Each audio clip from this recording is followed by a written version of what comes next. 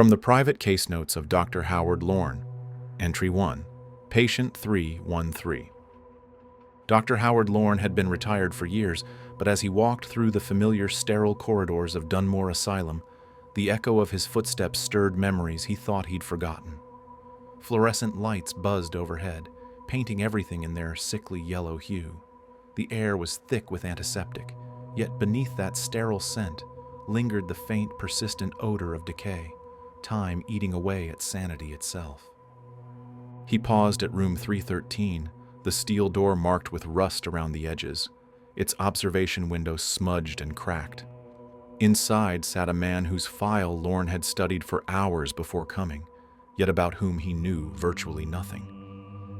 Patient 313 had spent 40 silent years here, sealed away from the world, mute and unresponsive, until yesterday. Lorne stepped closer, peering through the distorted glass. The patient sat motionless on the edge of his cot, thin limbs and sunken shoulders draped in a pale institutional gown.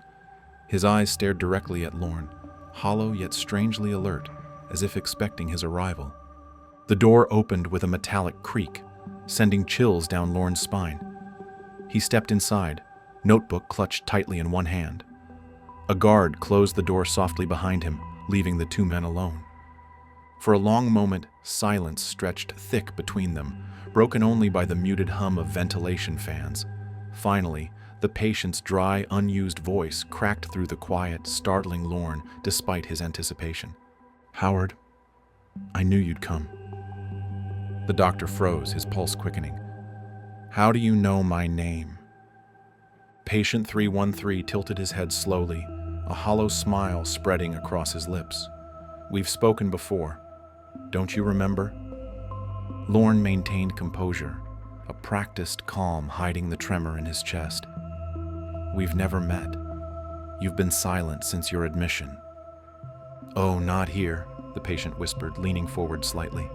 "Not in this place. Somewhere deeper, darker." Lorne shook off a creeping unease. He'd dealt with delusions before. Reality could twist for those imprisoned within their own minds. "And where is that exactly?" The patient lifted one skeletal finger, tapping his temple gently. "Inside here. In the dark, behind your eyes, Howard." Lorne swallowed hard, glancing briefly toward the door. "Tell me how you know details of my life." Patient 313's expression softened almost sympathetically. "I know everything you've hidden, Howard. The things you pretend never happened. The patient you failed. The one you couldn't save." The doctor's throat tightened. Memories surged. Faces he'd pushed down deep beneath layers of rationalization and denial. One face in particular. One mistake he'd tried for decades to forget. "You're confused," Lorne managed, voice strained. "You must have overheard something." "No," the patient cut in softly, shaking his head. "I was there. Every night when you lie awake thinking of her, I watch you from the corners of your dreams. She whispers to me, 'Howard.'" A cold sweat prickled down Lorne's spine. He forced an unsteady laugh. "Who? Who whispers?" "Emily," the patient whispered. The name struck Lorne like a physical blow, his breath hitching painfully. Emily, the patient he'd failed years before, the patient who had vanished without a trace. An unresolved case that had haunted him into retirement. Lorne stood abruptly, pacing nervously. "This is absurd. You're delusional, pulling memories from my mind somehow." "Am I, Howard?" Patient 313's voice grew colder. "Or am I the truth you've always feared you'd face? The truth of what you did?" "I didn't..." Lorne stopped himself, pulse hammering in his ears. He stared into the patient's unwavering eyes, suddenly uncertain of everything. "You convinced yourself she simply disappeared," the patient continued. "But we both know that isn't true. You failed her, abandoned her to the darkness." Lorne felt dizzy, his vision narrowing. He clutched the notebook so hard his knuckles whitened. "Stop, please. I couldn't have known..." "But you did," the patient interrupted gently. "Deep down, you always knew. You let her slip away, and now she waits, Howard, waiting for you. Lorne's breathing grew shallow. His gaze darted around the tiny room, its walls closing in. Shadows danced at the edges of his vision, whispers growing louder inside his mind. He tried to ground himself, but reality was fracturing. "Who are you?" Lorne demanded desperately. The patient stood, slowly stepping toward him, pale eyes glittering strangely in the flickering overhead light. "I am the one who remembers your forgotten sins. I am your reflection, your fear. I'm the echo of every patient you've ever lost." Lorne backed toward the door, fumbling for the handle. The patient moved closer, relentless and calm. "Run if you must, Howard," the patient murmured. "But you can't escape yourself." Lorne yanked the door open, stumbling backward into the hall, breath ragged.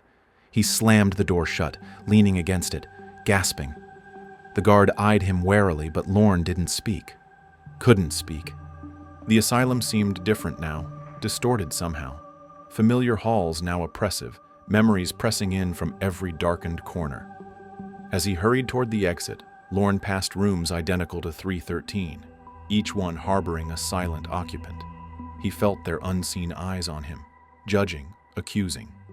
Outside, the evening air hit him sharply, carrying with it the distant scent of coming rain. But freedom felt false, superficial. Behind him, through the barred windows, room 313 remained, a secret waiting patiently, as it always had. As Lorne drove home in silence, his hands trembled against the wheel. In his rearview mirror, shadows seemed to gather, whispering. He glanced back sharply, heart thudding, but saw only empty darkness. That night, alone in his home, sleep came slowly and fitfully, and in the deepest hours, somewhere between dreaming and waking, he heard it. A voice, gentle but unmistakably hers. "Howard," Emily whispered, "I've been waiting." He opened his eyes to darkness, and within that darkness, patient 313 watched him silently, standing in the corner, smiling softly, as if he'd always been there, waiting for this moment.